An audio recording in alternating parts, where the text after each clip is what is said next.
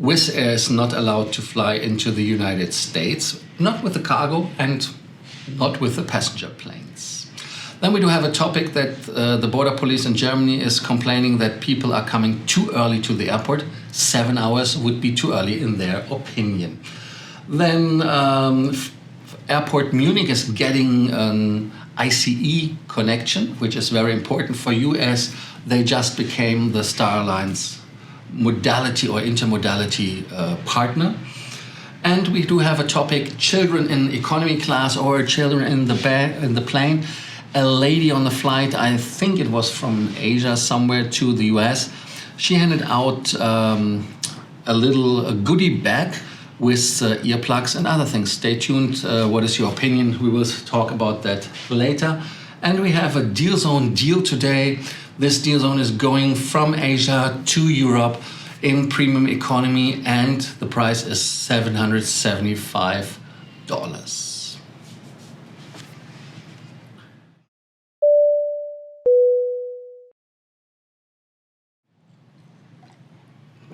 My name is Lars. I'm here to bring you more miles, more points, and more status.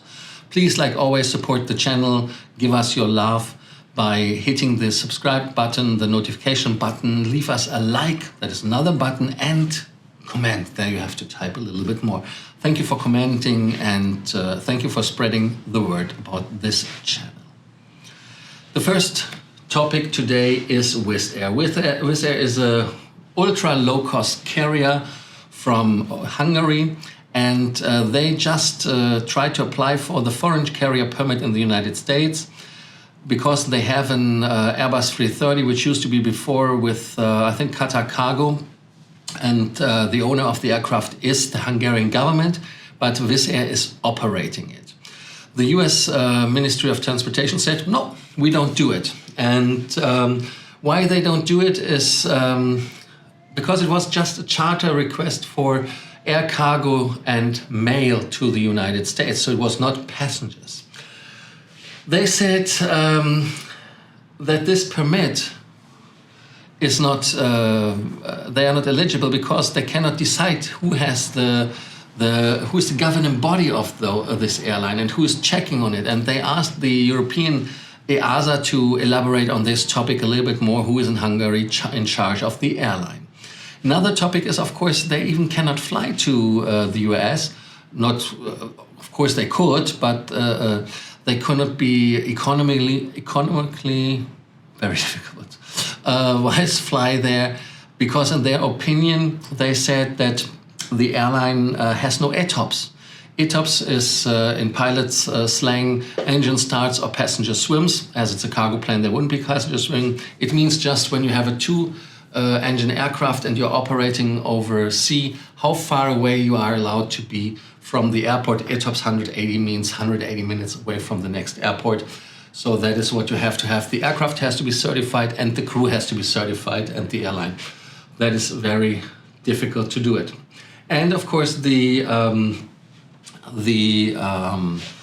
US unions from the pilots were not happy with it either, because the pilots union SWAPA, which is the Southwest Airlines Pilots Association, Allied Pilots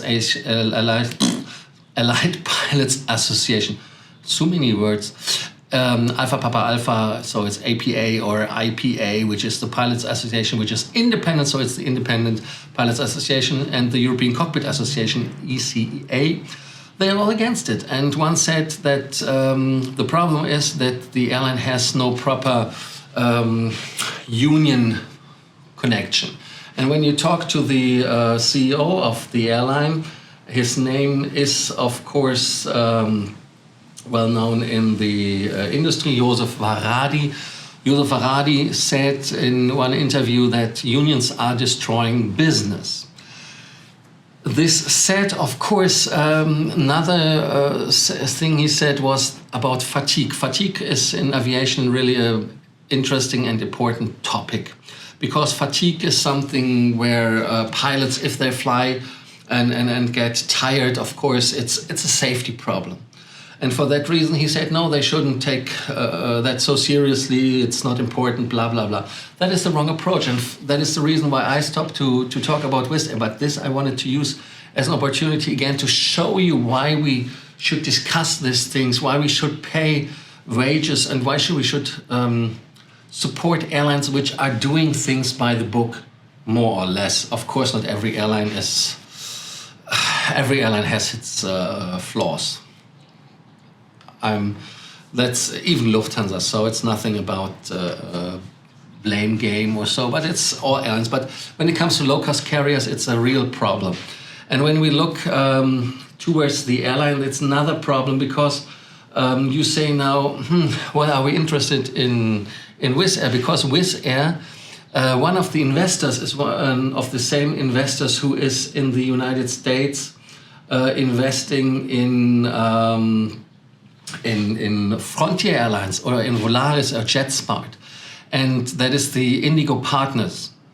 And you know that Indigo Partners was one of the ones who ordered so many A320 airlines, so aircrafts for the airlines. So that is what happens here. And for this problem, which is in my opinion morally a problem and lawful, maybe most likely a problem as well sometimes when it comes to unionizing, because when employees say, I want to unionize, you cannot really avoid it. This said, what is your opinion? What is your take? Do you say that it's right that they didn't allow this airline to fly to the United States? Or was it just to put the finger in the water and see how they will react if they would fly with the Wizz Air directly to the US, because they have ordered some 321 XLRs. So we will see what happens with those. Yeah, I myself, I'm not a big fan of the airline, but I saw an article that I have to mention as well. They say you can fly now 17 hours when you fly to Mauritius and then start somewhere Reykjavik or so, then you with the system. Unbelievable, unbelievable. I'm not a big fan of the small aircrafts flying so long destinations. Munich Airport. Munich Airport, since 1992, this airport is open, but now the government in Germany understood that we need an ICE train, because nowadays when you try to get with public transportation from the airport in Munich, it takes you 40-45 minutes, sometimes even longer. And mostly of the times when you need it, it didn't happen to me very often, they're not going because there's some other problems, because the power outage, because something came, I think one time it was the electric thing came down so he could not drive.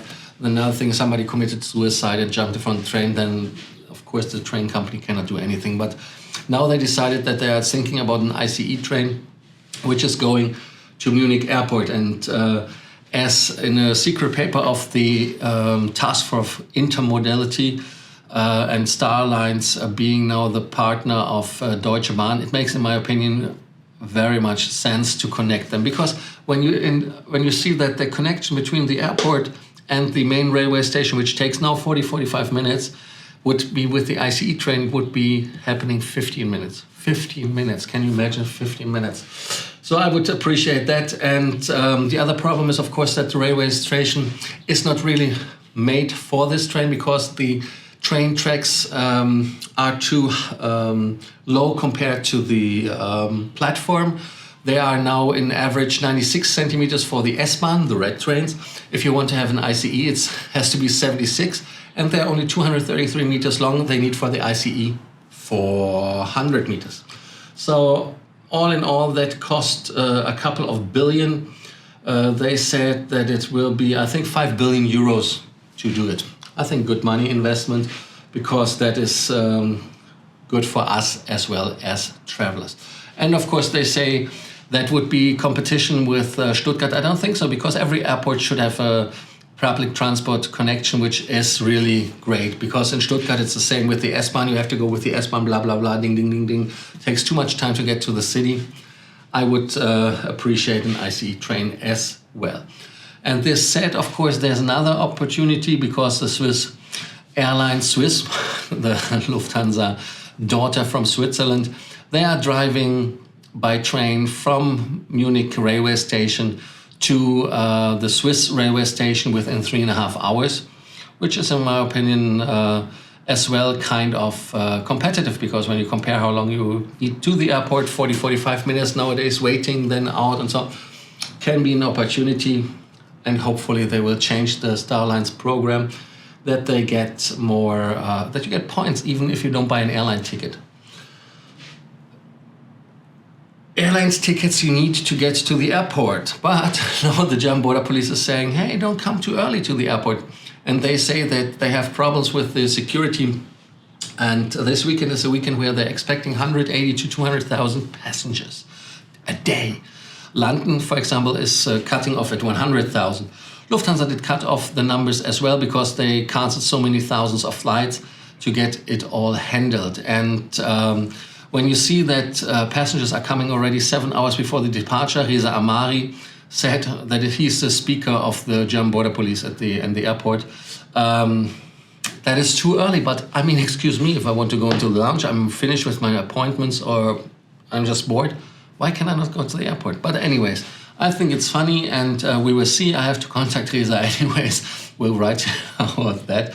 But I think it should be our decision if we go to the airport or if we don't. So in my opinion, what is your opinion? I mean, I go when I'm finished with everything, and then I wait in the lounge. Or if I want to eat something, especially as a Honsocker, I wouldn't go in Frankfurt through the normal security. I would go into the first class terminal. Just.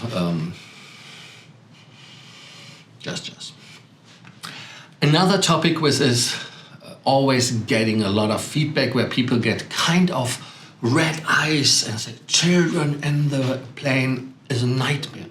Children in the economy class, bad. Only thing which is worse would be in business class or even in first class. So for this said, a lady with her child made a kind of a goodie bag. And this goodie bag, I think, is kind of cute. You saw just the mother with the child, and the goodie bag had things inside. But the most important thing was, in my opinion, the writing on the box. And this I want to read out for you. Hello, I'm Yunwu and I'm 4 months old. Today I'm going to the US with my mom and grandmom to see my aunt. I'm a little bit nervous and scary because it's my first flight in my life, which means that I might cry or make too much noise. I will try to go quietly through. I can't make any promises. Please excuse me. So my mom prepared a little goodie bag for you. It has some candy and earplugs. Please use it when it's too noisy because of me. Enjoy your trip. Thank you. I think that is cute. I think that makes sense. That is something where we should be always good people and support the mother, and have to understand that children, of course, sometimes do things, especially when they're only 4 months old, which is not always predictable. Then I read in one comment, unfortunately I forgot to copy that one lady said that when she had the first flight with her newly born, that the passengers helped her. So a lady behind her took the child and was supporting her because she was breaking down, because she, as a new mother, especially when it's your first child, you don't know what to do, because as little people, they have their own mind. And that is always something which we should keep in mind, that sometimes it's tough. And of course, it's no excuse and no apology for the parents who are not taking care of the children. I mean, I lived in Arab countries too much, and I saw a lot of things from Abu Dhabi or Dubai when I did fly, where the parents just left the children run through the aircraft and didn't care. And the nanny, most likely from Philippines or somewhere, was of course handling 3 or 4 children or even more, and that is not acceptable. But this, I think, was cute, and then I'm looking for your opinion, what you think is the right thing to do it. I appreciate it with a little letter.